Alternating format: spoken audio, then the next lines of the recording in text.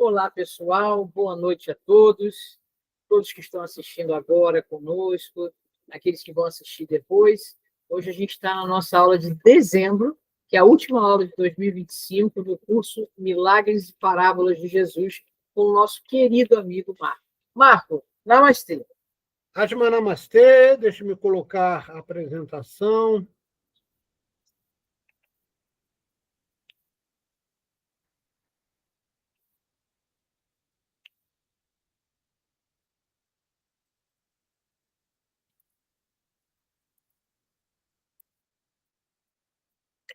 Aparecendo, Marco. Ok, todos vendo? Todos vendo. Falta só. Pronto, perfeito. Então vamos lá. Nós estamos na penúltima aula, a última do ano, falando sobre as parábolas de Jesus. As parábolas, como eu disse a vocês na primeira aula de parábolas, elas são muito, vamos dizer assim,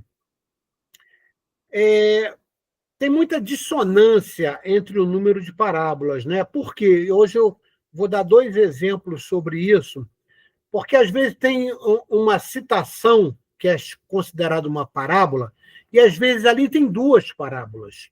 E às vezes as parábolas se repetem, inclusive com o próprio evangelista, tá? Muda uma pequena coisa, mas a parábola você vê que é praticamente a mesma.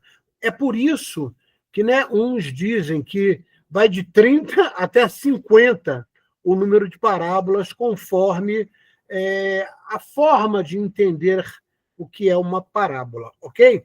Então, hoje, dentro da nossa tabela, nós vamos falar das parábolas de número 16 ao número 25. Então, vamos lá. Nós vamos falar os servos sábios e ímpios, as 10 virgens, os talentos, a dívida cancelada, o bom samaritano, o amigo persistente, o rico tolo, a figueira estéril e o grande banquete. Repara que no grande banquete eu coloquei aqui uma cor vermelha. Por quê? Porque eu acho que ele, né, ficou assim distraído e ele repetiu, né, o grande banquete, colocando esse nome, que foi o banquete de casamento. Tá? Então, apesar de ele citar Lucas aqui, e quando a gente estudou o banquete de casamento, nós abordamos pela ótica de Mateus, mas é praticamente a mesma parábola. Por isso que eu botei em vermelho e lá no finalzinho eu faço uma consideração, ok? Então vamos lá começar. Parábola 16, os servos sábios e os servos ímpios. A gente pegou de Mateus 24, de 45 a 51. Ela também é conhecida como a parábola dos 2 servos. Vamos entender, então, o que é essa parábola. Então, quem é, pois, o servo fiel e prudente, a quem o seu senhor constituiu sobre os seus servos para dar-lhes o sustento a seu tempo? Né? Jesus pergunta. Bem-aventurado aquele servo que o seu senhor, quando vier, achar fazendo assim. Em verdade vos digo que o porá sobre todos os outros, né, todos os bens. Mas se aquele mau servo disser no seu coração, o meu senhor tarde virá, e começar a espancar os seus conservos e a comer e a beber com os ébrios, virá o senhor daquele servo num dia em que não espera e a hora em que ele não sabe, e separá-lo-á e destinará a sua parte com os hipócritas. Ali haverá pranto e ranger de dentes. Né? Então, o servo bom, né? O servo sábio, é aquele normalmente que segue as leis de Deus. É aquele que ignora. Né? Então, vamos para a explicação. Jesus chama os cristãos a serem sábios e fiéis para com o próximo, como são consigo mesmo, em todas as suas encarnações, até os tempos vindouros. Que tempos vindouros são esses, Marcos? São, na realidade, né, a passagem do mundo de expiações e provas para o mundo de regeneração, que vai ocorrer, segundo o nosso querido Chico Xavier, depois confirmado também por Joana, em 2057.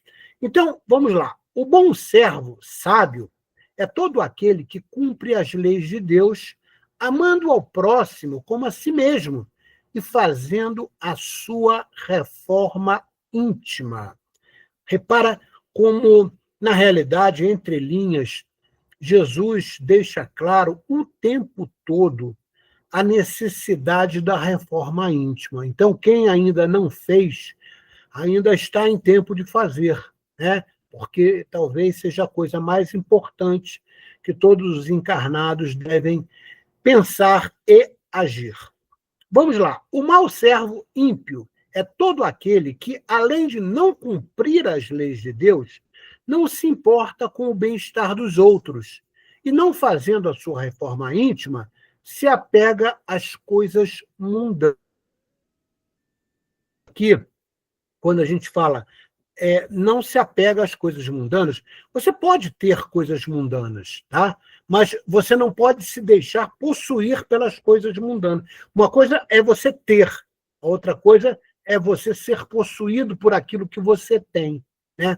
Então, Jesus deixa claro, porque então seria vamos dizer assim, uma corrente contra as pessoas que são mais abastadas. Jesus, em momento nenhum, condena aquele que é mais abastado, mas ele recomenda que o que você tem é compartilhar com aqueles que necessitam, tá? E nunca se deixar ser prisioneiro das coisas mundanas, ok? A separação entre o bom servo e o mau servo já está acontecendo na transição planetária que nos encontramos. Os identificados como maus servos serão exilados do planeta Terra, sendo conduzidos ao planeta primitivo Quiron, a fim de aprendizado, infelizmente, pela dor. A separação entre os sábios e os ímpios, na perspectiva bíblica, é um tema central, especialmente no livro de Provérbios e em final.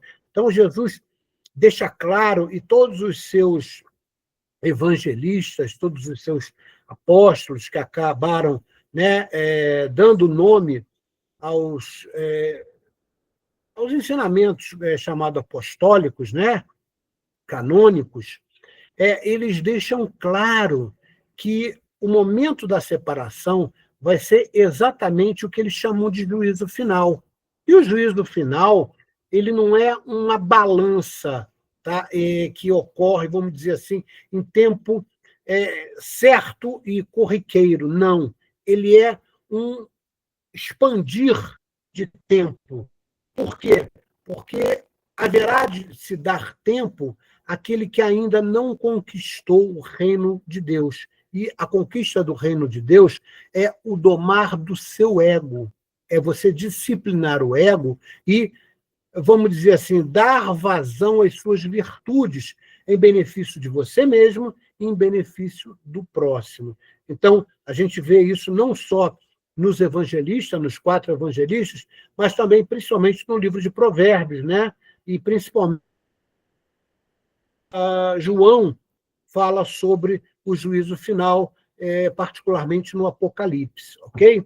Então, fica aqui, então, o ensinamento do nosso mestre sobre a parábola dos 2 servos, ok? A próxima parábola, as 10 virgens. A gente vai também pegar em Mateus 25, de 1 a 13.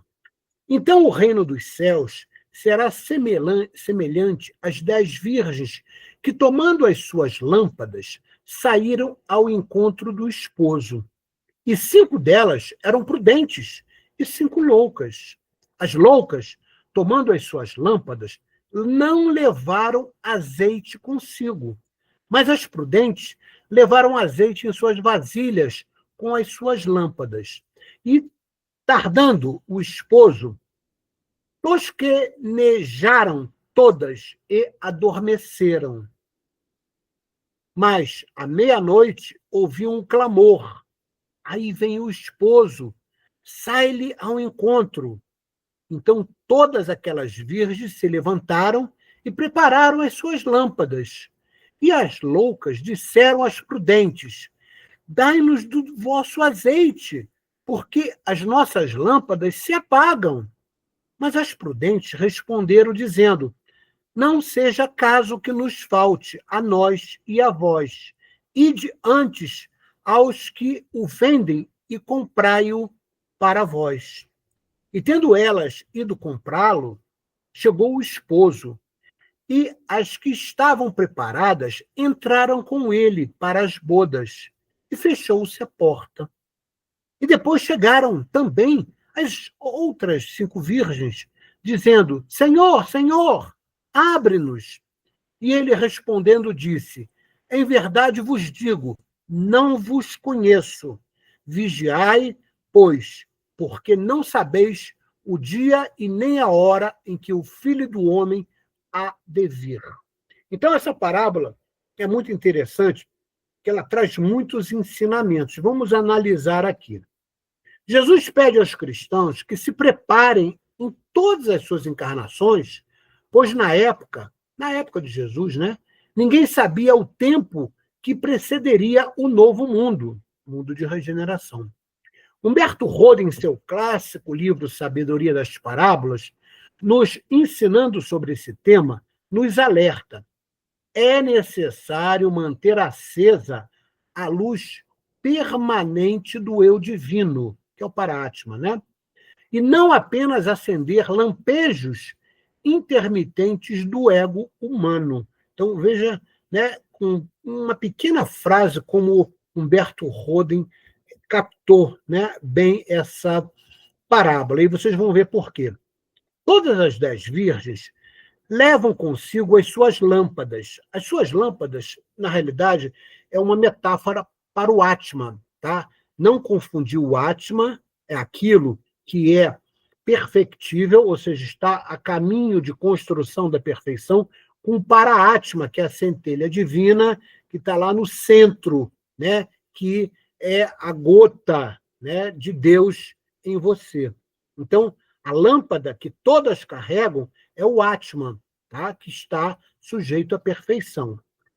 Porém, a diferença entre as 5 virgens que providenciaram o óleo de oliva e as que não providenciaram é suas essências espirituais. Por quê, Marco? O óleo de oliva, desde a época do Antigo Testamento, símbolo da espiritualidade. Então, as 5 virgens que levaram o óleo tinham uma essência espiritual já preparada para esse, vamos dizer assim, casamento, né? Que é o que a parábola nos mostra. Ou seja, esse óleo, tá, de oliva é um combustível para acender a chama do Para-Atman. Não que ela esteja apagada, mas é necessário que ela brilhe, como Jesus disse para nós, que deixe brilhar a vossa luz. Ele estava falando do Para-Atman, ok? Então, que deixe brilhar a vossa luz. O combustível, né, segundo a representação dos judeus, é o óleo de oliva, que representa essa chama, né, que é ativada, que não se apaga nunca, porque o óleo de oliva ele queima sem parar. Tá? Então, elas levaram. Em outras palavras, 5 delas, as mais precavidas, se prepararam para o evento, que é se ungir ao sagrado, que é o esposo. Na parábola, muitos teólogos dizem que é se unir, né, a Jesus. Tá? Eu prefiro chamar de o esposo. Tá? Então, o óleo é para que o Para-Atman não apague e ela possa se ungir ao sagrado, ok? Em outras palavras, né, as 5 virgens despreparadas não prestaram a devida atenção para esse evento, Ou seja, elas não se preparam ao sagrado, que na parábola é chamado de esposo. A palavra grega para ungir é shren, cujo particípio passado é Christos, que significa ungido. Esta forma de entender nos justifica o porquê Jesus era identificado como o Cristo. O Cristo é um título. Então, esse negócio de dizer, era Jesus Cristo. Não, não era Jesus. É sempre Jesus, uma pessoa humana dotada de uma perfeição que se ungiu a Deus. Tá? Também vale enaltecer que esse óleo de oliva, que faz com que a chama não se apague, para nós é a necessidade de autoconhecimento que nos conduz à autorrealização. Então, repara, nós temos também esse combustível para, né, deixar a nossa luz brilhar. E esse óleo, para nós, na atual conjuntura, não é mais o óleo de oliva, tá? É a necessidade de autoconhecimento que vai nos conduzir à autorrealização. Marco, essa autorrealização, o que seria? É o desenvolver do espírito, a caminho da luz, ou seja, a caminho de se ungir a Deus. Na parábola, todo aquele que não busca o autoconhecimento para a sua autorrealização não estará em condições de se jungir ao sagrado, sendo desconhecido para adentrar no reino de Deus. Para adentrar no reino de Deus, né, nós temos que ser merecedores, primeiro, da Terra, do planeta Terra, como disse o mestre, né, os mansos e pacificadores herdarão a Terra e não serão exilados para Quiron, não farão parte do livro que deve ser lançado lá para 2060, Exilados da Terra. Tá certo? Então, vamos lá. O autoconhecimento, né? Pare de repetir padrões que fazem você sofrer. Nós temos o hábito de repetir padrões, não só de atitudes, de pensamentos, mas principalmente de emoções. Então, aprenda a dizer não quando for necessário, questione sempre e aprenda com isso, né? Então, você tem que questionar as coisas.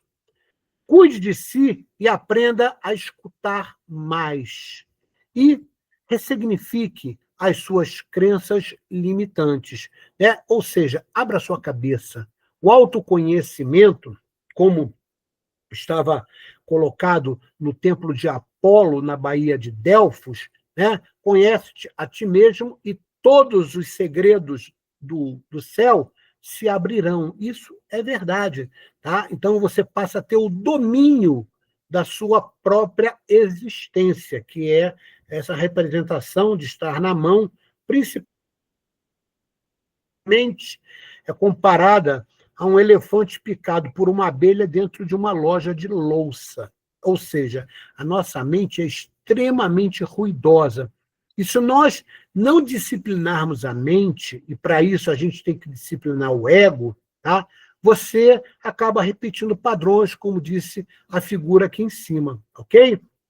Então, reforma íntima para buscar, né, o que realmente nós queremos, que é a autorrealização, ok? Então, essa parábola, eu acho ela maravilhosa, porque ela fala das coisas mais importantes que Jesus nos ensina. A parábola dos talentos, pegamos em Mateus 25, versículos de 14 a 30. Vamos lá. Porque isto é também como um homem que, partindo para fora da terra do terreno, né, chamou os servos e entregou-lhes os seus bens. E a um deu 5 talentos, e a outro 2, e a outro 1. A cada um segundo a sua capacidade, e ausentou-se logo para longe. E tendo ele partido, o que recebera 5 talentos, negociou esses talentos e granjeou outros 5 talentos. Da mesma sorte, O que recebera 2, granjeou também outros 2 talentos. Mas o que recebera 1, foi e cavou na terra e escondeu o dinheiro do seu senhor. E muito tempo depois, veio o senhor daqueles servos e fez conta com eles. Então aproximou-se o que recebera 5 talentos e trouxe-lhe outros 5 talentos, dizendo: Senhor, entregaste-me 5 talentos. Eis aqui outros 5 talentos que granjeei com eles. E o seu senhor lhe disse: Bem, está, servo bom e fiel. Sobre o pouco foste fiel, sobre o muito te colocarei. Entra no gozo do teu senhor. E chegando também o que tinha recebido 2 talentos, disse: Senhor, entregaste-me 2 talentos. Eis que com eles granjeei outros 2 talentos. Disse-lhe o seu senhor: Bem está, servo bom e fiel. Sobre o pouco foste fiel, sobre muito te colocarei. Entra no gozo do teu senhor.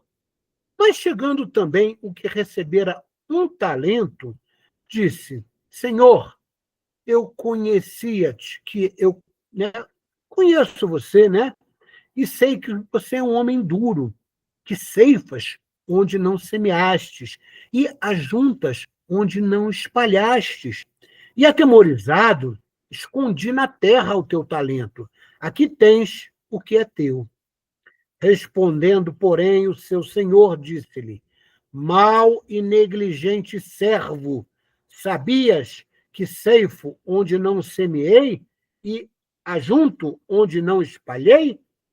Devias então ter dado o meu dinheiro aos banqueiros, e quando eu viesse, receberia o meu com os juros. Tirai-lhe, pois, o talento e dai-o ao que tem os 10 talentos, porque a qualquer que tiver será dado e terá em abundância, mas ao que não tiver, até o que tem ser-lhe-á tirado. Lançai, pois, o servo inútil nas trevas exteriores. Ali haverá pranto e ranger de dentes. Vamos entender essa parábola que também é maravilhosa.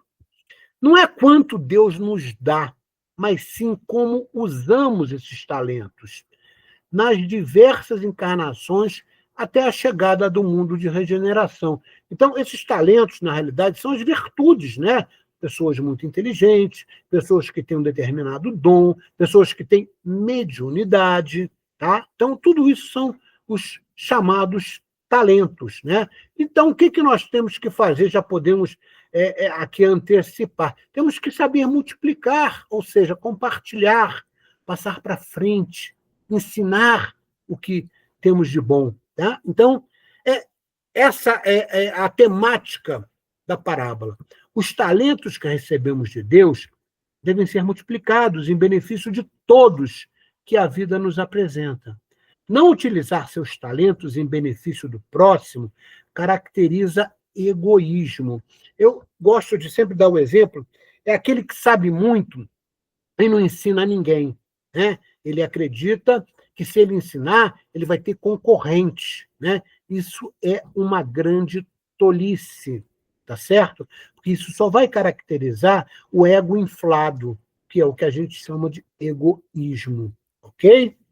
A parábola nos evidencia que aquele que não utiliza seus talentos na atual encarnação os perderá nas próximas encarnações.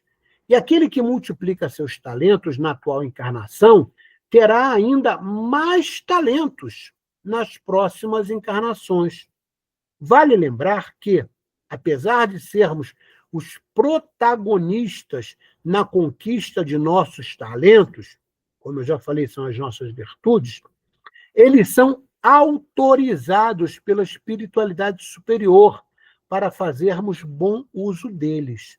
E se não fizermos bom uso em relação à sociedade, o qual estamos inseridos, pode acreditar que essas virtudes serão bloqueadas em encarnações futuras. Este é o caso, por exemplo, de espírito muito inteligente, que se deixam levar pelo egoísmo na busca de poder e retornam em vidas posteriores com deficiências ou dificuldades mentais, né? Ele está colhendo o que plantou. Humberto Roden se refere à parábola dos talentos como sendo a quintessência da metafísica cósmica do Evangelho do Cristo, ou seja, é a forma correta de entender e utilizar todas as suas virtudes sempre em benefício do próximo. Eu acho que fica bem claro, né? Então, aqui está uma figura, ao compartilhar seus talentos, você recebe mais talentos por fazer bom uso deles. E, não compartilhando seus talentos, o pouco que tem lhe será tirado. Aí está o egoísta, né? Que enterrou o talento. Ele só tinha um, né? Coitado, para devolver ao Senhor. Tá? Então, fica a dica aí que devemos sim compartilhar tudo o que temos de bom, tudo que dá ao próximo a oportunidade de melhorar, que por muitas vezes você domina esse bem, você deve partilhar esse talento com o próximo, ok? Então fica a dica aí, né? E eu gosto muito do Humberto Roder, você já deve ter reparado, eu sempre cito ele em quase todas as aulas, né? Essa parábola do talento realmente é uma quintessência da metafísica cósmica do Evangelho do Cristo, ok?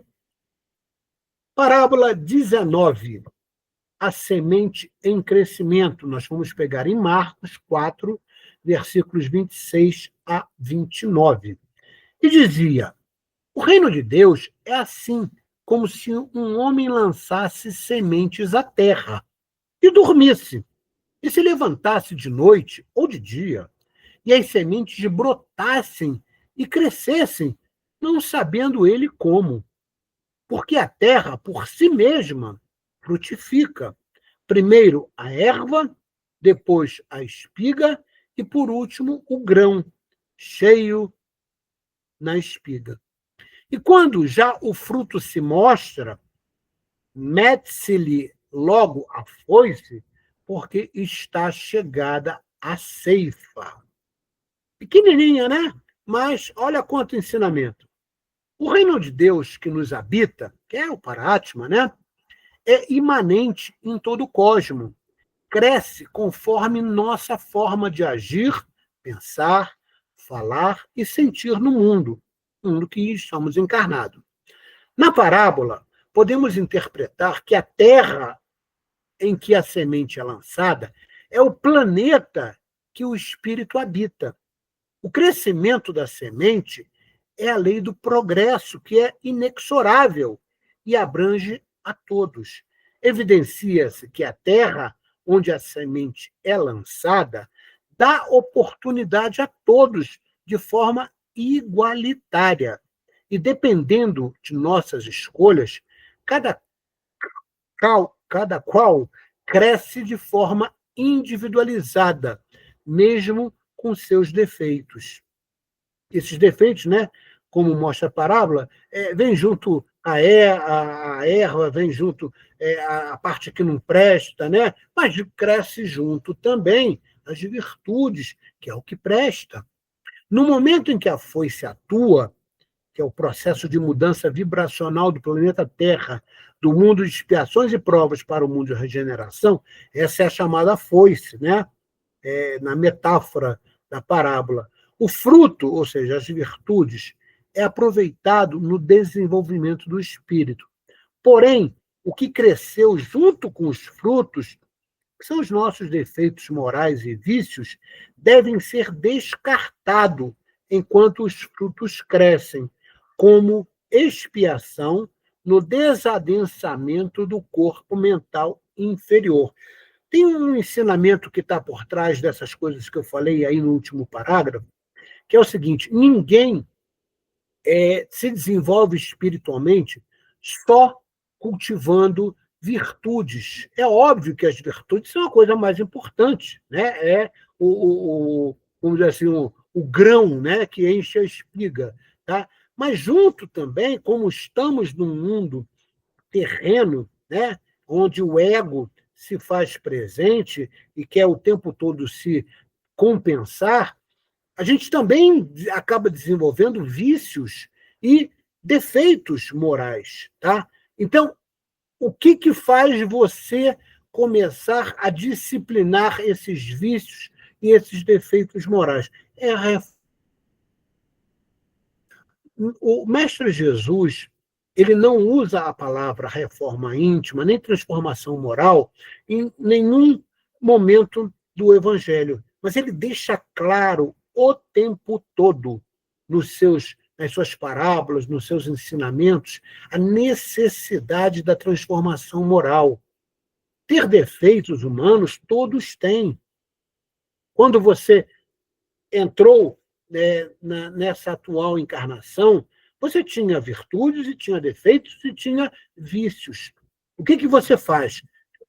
Todos crescem juntos, praticamente. Porém, você acaba disciplinando os defeitos e os vícios com a reforma íntima. Por isso, eu sempre falo e repito, a reforma íntima é a coisa mais importante, porque no momento do corte, da ceifa, né, que, na realidade, né, Deus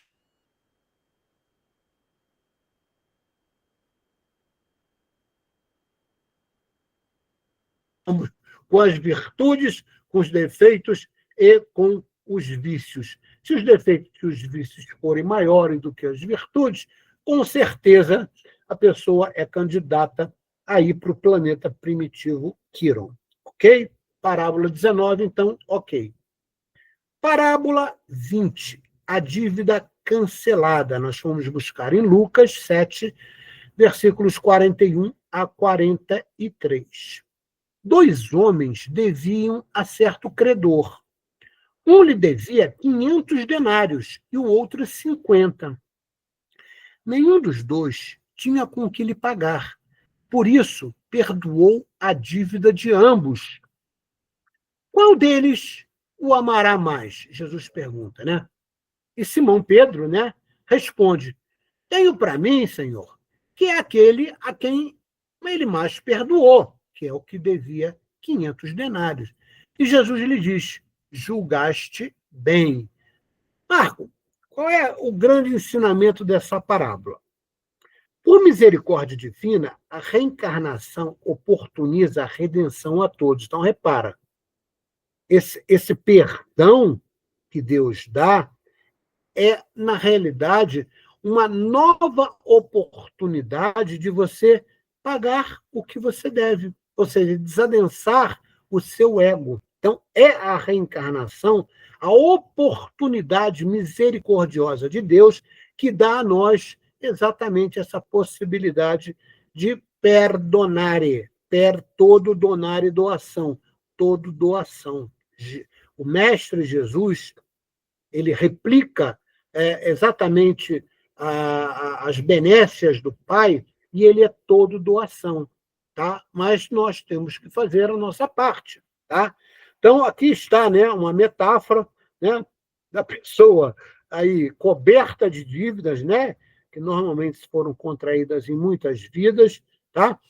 E Deus sempre dá a oportunidade, Deus não é punitivo. O Deus do Antigo Testamento, ele precisava ser punitivo para os hebreus entenderem a necessidade de estar seguindo as leis de Deus.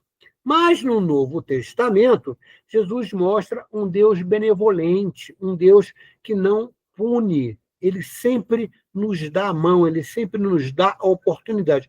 E essa oportunidade é a nova reencarnação para você desadensar, né, o seu corpo mental e ficar, né, com a veste para as núpcias, né, ou seja, puro.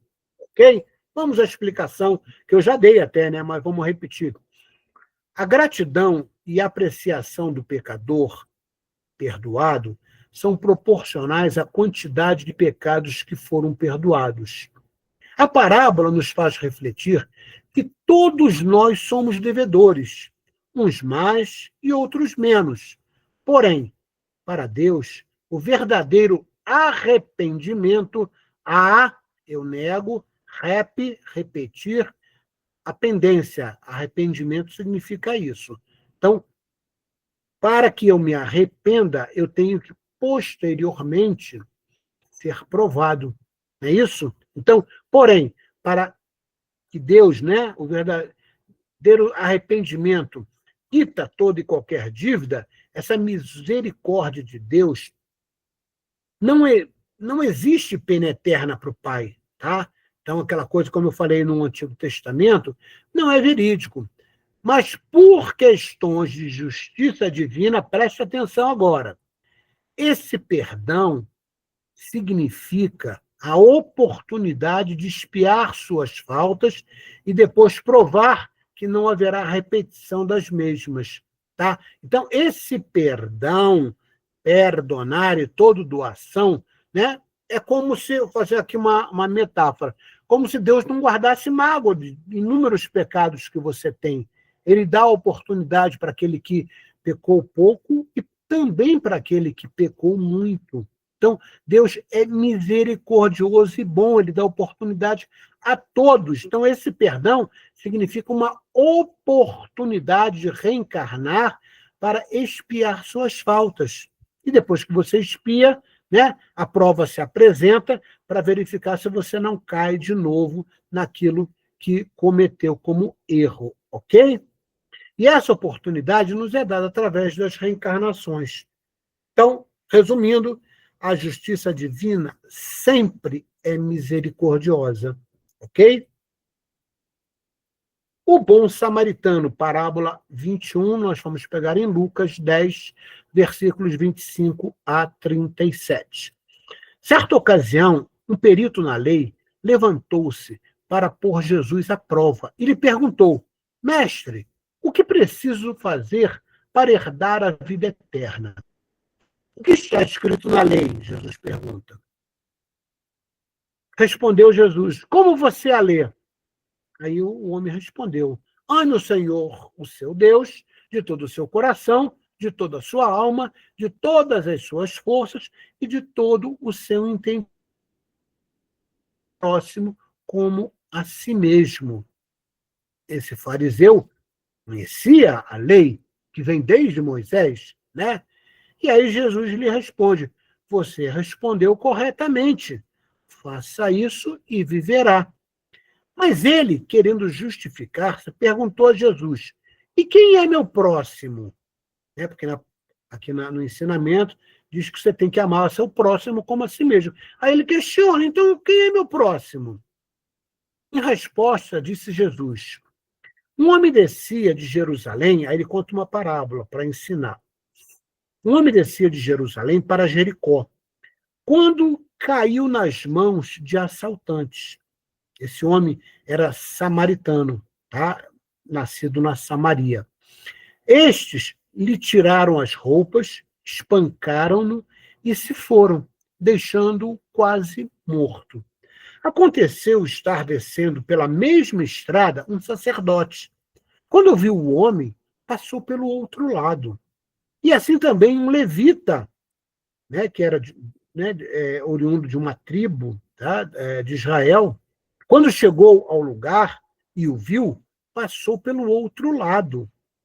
Mas um samaritano, nascido na Samaria, e você vai ver o porquê que as pessoas tinham uma discriminação com os samaritanos.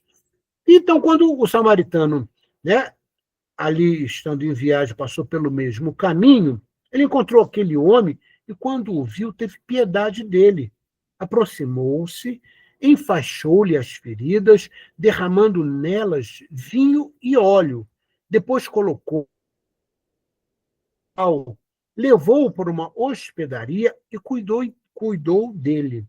No dia seguinte, deu 2 denários ao hospedeiro e disse-lhe: Cuide dele, quando voltar, lhe pagarei todas as despesas que você tiver. Aí Jesus pergunta: qual desses três vocês acham que foi o próximo do homem que caiu nas mãos dos assaltantes? Aquele que teve misericórdia dele? Respondeu o perito na lei. O fariseu respondeu. Jesus lhe disse: vá. Então, você vai reparar muitas coisas aqui nessa parábola. Primeiro, os praticantes dos ensinamentos de Jesus são encorajados a entender, a estender amor e bondade além das fronteiras sociais restritivas que estamos propensos a traçar, ou seja, os familiares. Tem pessoas que são muito boas com os seus familiares, mas para com o próximo, eles são verdadeiros déspotas. Né? E a parábola nos ensina que a gente deve tratar a todos como o próximo. Que o nosso próximo são todos aqueles que a vida nos apresenta, não importando o tempo de relacionamento. Pode ser uma pessoa que você nunca viu, tá? Fazer o bem, não importando a quem, é uma máxima de cultivar bênçãos para si mesmo. Os hebreus, na época de Jesus, não gostavam e até desprezavam todo o povo da Samaria, pois na época dos reis, a Samaria fora uma cidade que incorporou junto aos seus cidadãos dogmas e paradigmas de adoração a diversos deuses, negando a crença raiz dos hebreus, que vem desde a época de Abraão, que é o monoteísmo. E essa cultura de desprezo chegou até a época de Jesus. Por isso é que todos os judeus, né, se espantavam quando sabiam que foi um samaritano que fez a bem-aventurança, ok? Por causa desse, desse episódio que ocorreu na época dos reis. Então, alguns, né, ensinamentos que corroboram. Nunca deixe de ser uma boa pessoa. A vida é recíproca. E o bem que você faz sempre encontra caminho de volta. Na realidade, o bem que você faz ao próximo sempre vai retornar de uma forma ou de outra a você. Tá? Então, nunca deixe de ser uma boa pessoa. Não escolha para quem fazer o bem. Não importa quem precisa de ajuda. Estender a mão ao próximo é sempre o certo a fazer. Tá? Então, a gente está no mundo para cooperar com todos que a vida nos apresenta. E, por último, quem tem a coragem de fazer o bem tem que ter a sabedoria de suportar a ingratidão. Isso é um provérbio budista. Por que né, Siddhartha Gautama falou isso nos seus ensinamentos, que corrobora, né, com essa parábola? Porque, na realidade, quem vai trair você, né, trair sua confiança, é aquela pessoa muito próxima de você. Fizer uma traição, você não vai nem ligar, né? Vai ficar com raiva dele ali um tempo e tal. Mas se o próximo, né, for uma pessoa muito próxima, tá? Você tem que ter a coragem de continuar fazendo bem e suportar a ingratidão, porque nem todos são gratos pelo que recebem, tá certo? Na realidade, o nosso Pai utiliza de pessoas para fazer o bem ao próximo, né? Que nós possamos, ok? Parábola 22, o amigo persistente. Vamos buscar em Lucas, capítulo 11, versículos 5 a 8. Então lhes disse, Jesus falando, suponham que um de vocês tenha um amigo e que recorra a ele à meia-noite e diga, amigo, empreste-me 3 pães, porque um amigo meu chegou de viagem e não tenho nada para lhe oferecer.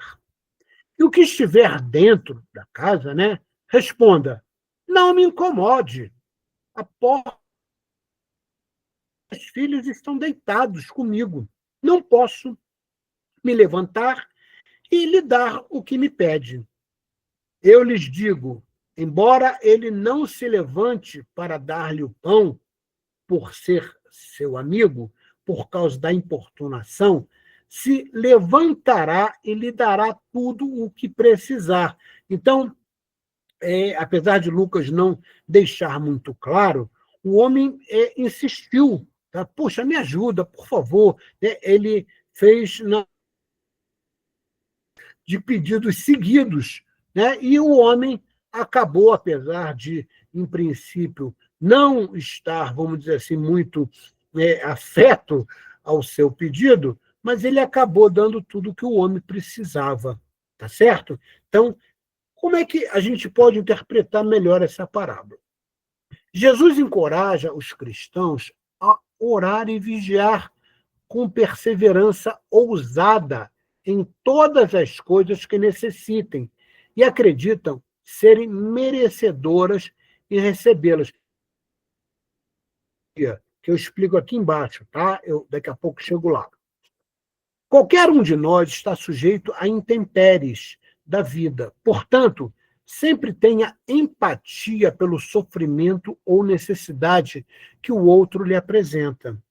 Negar o auxílio a alguém que lhe pede ajuda é enaltecer a comodidade do seu ego. Toda a ajuda que você tem a oportunidade de fazer ao próximo que lhe pede, na realidade, que você passa testando sua misericórdia. Outro ensinamento que a parábola nos traz é que, o mesmo que a pessoa não seja um amigo, a persistência de quem está pedindo pode levar você à boa ação, ok? Então, muito atento ao que lhe pedem, ok? Voltando aqui ao primeiro parágrafo, muitos teólogos interpretam essa parábola como a necessidade de persistência na fé. Logo, quando fizermos, sabe que para fazer a prece, que é pedir, você tem que criar ideoplastia, imaginar que o que você está pedindo já está acontecendo, mesmo que essa prece, que esse pedido não seja atendido no tempo em que você espera, você não deve descrer, você deve crer que o que você pediu, ele está sendo atendido. E se ele já está sendo atendido, tá? Lembra que o nosso Pai, quando nos dá uma moral, é fora do tempo e do espaço. Por muitas vezes, essa prece não é exatamente no momento, né? Essa graça não é no momento que a gente espera. Ela vem depois, ou vem de outra forma. E aí você sempre agradece. Então, eu firmo o meu pensamento que essa parábola do amigo persistente é exatamente o que a grande maioria dos teólogos interpretam, tá? É para você persistir na sua fé e crer que o que você pede será e já está sendo atendido. E aí você agradece, ok? Então, fica a dica aí, né, sobre essa parábola do amigo persistente. O rico tolo, nós fomos buscar em Lucas 12, versículos 16 a 21. Então lhes contou esta parábola. A terra de certo homem rico produziu muito bem. Ele pensou consigo mesmo: o que vou fazer? Não tenho onde armazenar minha colheita. Então disse: já sei o que vou fazer. Vou derrubar os meus celeiros, que eram pequenos, e construir outros maiores. E ali guardarei toda a minha safra e todos os meus bens. E direi a mim mesmo: você tem grande quantidade de bens, armazenado para muitos anos. Descanse, coma, beba e alegre-se. Contudo, Deus lhe disse: insensato, esta mesma noite a sua vida lhe será exigida. Ele morre. Quem ficará com o que você preparou? Assim acontece com quem guarda para si riquezas, mas não é rico para com Deus. Na realidade, né, isso caracteriza também a avareza, né? Ou seja, eu consigo as coisas e não socializo com ninguém. Repare que as parábolas elas dão continuidade ao aprendizado, tá? A cautelar, porque a vida de cada um não consiste na abundância das coisas que possui, tá? Então, esse provérbio também corrobora o que está escrito. Então, vamos entender aí os detalhes da parábola. Jesus adverte para os perigos do egoísmo, na busca de riquezas efêmeras, esquecendo-se da busca necessária dos valores eternos de aperfeiçoamento, que nós já vimos que é o autoconhecimento. Nos ensina que tudo o que conquistamos no mundo material é empréstimo e é efêmero. Não somos proprietários de nada material. A nossa verdadeira possibilidade de posse, que devemos nos esforçar para conquistar, é o ego.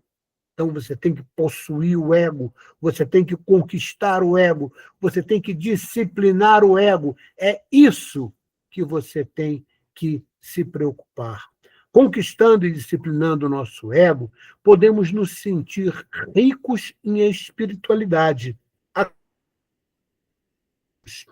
Em nossas vidas, em um planeta que é ainda expiações e provas, todas as conquistas materiais são pueris e não nos trazem a chamada felicidade. Na Terra, o homem mundano conquista bens materiais e confunde felicidade com satisfação do ego. Você vê até psicólogos, né, e pessoas até com nível de instrução, a contemplação do ego, e não é nada disso. É o ego que constantemente se descompensa, necessitando se compensar através de realizações materiais que não têm o menor valor na dimensão espiritual. Esse rico tolo da parábola desencarna no mesmo dia que planeja sua ganância e comodidade do ego. Então, o ensinamento, para nós, um rico tolo, porque ajuntar, riquezas que as traças corrompem, tá? Não é nenhum tipo de vantagem nem virtude. As maiores virtudes que você pode conquistar é conquistar disciplinando o seu ego. Então, isso só é possível com a sua transformação moral. Ok? Então, a parábola do rico tolo é mais um ensinamento bobo, né? E caia aí nas conquistas pueris. E a parábola 24, a figueira estéril. Lucas 13, versículo 6 a 9. Repara que essa parábola aqui é muito parecida com aquela parábola que Jesus, entre aspas, amaldiçoa a figueira. Tá? Vamos ver ela, com alguma diferença. Um certo homem tinha uma figueira plantada na sua vinha e foi procurar nela fruto, não o achando. Então, repara, de cara a gente já vê a diferença, porque na parábola da figueira, que é, entre aspas, amaldiçoada, é Jesus que vai procurar um fruto na figueira, né? E, segundo o que está escrito no Novo Testamento, Jesus amaldiçoa. A gente sabe que não é isso que acontece, a gente já viu, isso lá quando falamos de milagres, do Evangelho. Então, aqui é um homem que tinha uma figueira e foi procurar nela fruto e não achou. Tá? E disse ao vinheteiro, ou seja, a pessoa que cuidava ali das suas plantações: eis que há 3 anos venho procurar fruto nesta figueira e não o acho. Corta-a, porque ocupa ainda a terra inutilmente. Então, o homem chegou a uma decisão, né, que, já que ela era inútil, não dava fruto, mandou cortar. E aí o vinhateiro, tá, olhou para o homem e respondeu: Senhor, deixa este ano até que eu a escave em redor e a esterque. E se der fruto, ficará, e, se não, depois a mandarás cortar. Então, repara, tem uma diferença grande com a outra parábola da figueira, né? Que o pessoal diz que foi amaldiçoada. Tá? Então, principalmente esse finalzinho aqui, que tem um grande ensinamento. Então, vamos entender. Todo ser humano tem por obrigação produzir virtudes, são os frutos, né? Para consigo e para com os próximos. Dessa forma, ele caminhará para o seu aperfeiçoamento pessoal. Essa parábola, como outras, já estudadas em nosso curso, né? Exemplo, né, o Milagre 33, que foi estudado na aula 5, que é exatamente a figueira amaldiçoada, nos ensina que toda árvore, ou seja, toda figueira, que é o ser humano, sobre o planeta Terra, né, naturalmente, pela lei do progresso, tem que produzir frutos, que são virtudes, para serem partilhadas com todos que a vida lhe apresenta. E reparem que no final da parábola, aqui tem um ensinamento maravilhoso, os itens 8 e 9 da parábola, aquele que tomava conta da figueira, que na realidade é uma metáfora para o mentor espiritual do ser humano, que não produziu virtude, ele pede ao Senhor mais um tempo para que ele providencie possibilidades para a figueira se regenerar. A metáfora é essa, Marco. Na realidade, o mentor ele pede, né, uma forma, né, de estimular a disciplina do ego, para que o ego seja domado, né? E a chama do Para-Atma oportunize ao Atma a produção das virtudes. Então, repara, o Para-Atma, ele é a luz, aquela luz que, né, o Mestre Jesus, deixe brilhar a vossa luz. Né? Não se coloca, né,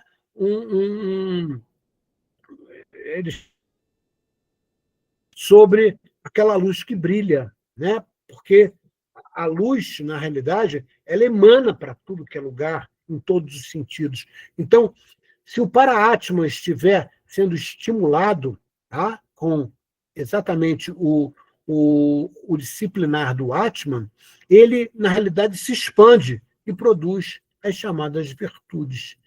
É dessa forma que o nosso mentor trabalha. Então, quem acha que o mentor é só para tomar conta da gente, para a gente não fazer besteira, não é só isso. O mentor tem um trabalho muito grande, ele assinou como se fosse um contrato de responsabilidade em nos orientar. E, por muitas vezes, essa orientação é criar dificuldades para a pessoa entender a necessidade de buscar um novo significado para aquela dificuldade. Né? Isso é comum e, às vezes, é um mentor que faz isso, para que dê a oportunidade do seu Para-Atma realmente reluzir. Ok? Essa parábola é muito similar ao Milagre 33, né? Na nossa tabela, é o Milagre 33. E é um exemplo claro do porquê os teólogos divergem sobre o número de parábolas. Né? Então, repara, muita gente, alguns teólogos, dizem que é a mesma parábola, outros não, são parábolas diferentes. Eu também acredito que são parábolas diferentes, até por causa dos versículos 8 e 9. Tá? Mas outros teólogos dizem que, na realidade, o exemplo. E agora, sobre a parábola 25, que é o grande banquete, ela é a mesma parábola que nós já estudamos de número 15, tá? Que é o banquete de casamento, que já foi estudado na aula anterior. Logo, a gente não vai repetir. Tá? Eu não reparei no equívoco do autor do livro que eu utilizei. Tá? Ele se equivocou, ele repetiu as parábolas, tá? Então, eu peço perdão a vocês por não ter atentado para esse detalhe. Ok, meus irmãos? Só tenho a agradecer a cada um de vocês que esteve comigo. Qualquer dúvida que houver, passe a dúvida para a Simone, ela me passa, e esperamos vocês na próxima aula, que será no ano que vem, 2026.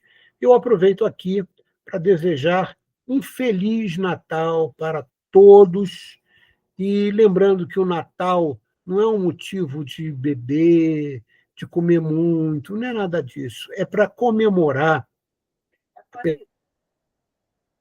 Não nasceu em dezembro, mas é um momento que Jesus mais se aproxima do planeta Terra.